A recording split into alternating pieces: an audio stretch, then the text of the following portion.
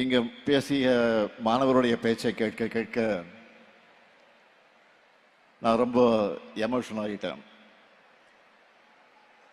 ஏன்னா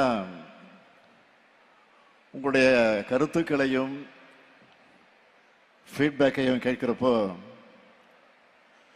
நாம உழைக்கிற உழைப்புக்கான பலன் நம்ம கண் முன்னாடியே தெரியும்னு நான் இங்கே உணர்ந்திருக்கிறேன்.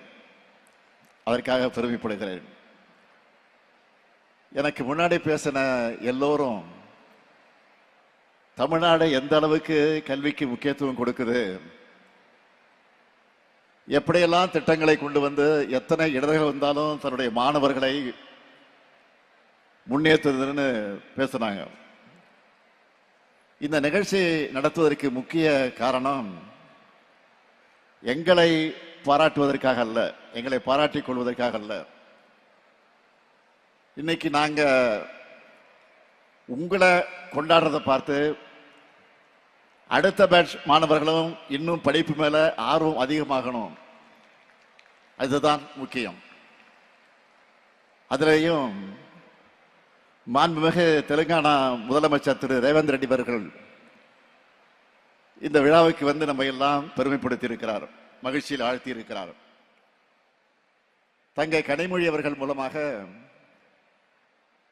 மாணவர்கள் நிகழ்ச்சின்னு சொல்லி அவர் அழைச்சதும் உடனே ஓகே சொன்னார்.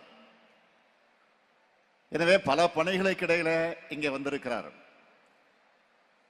நம்முடைய அரசோட மகளிர் பயணம் திட்டம் போலவே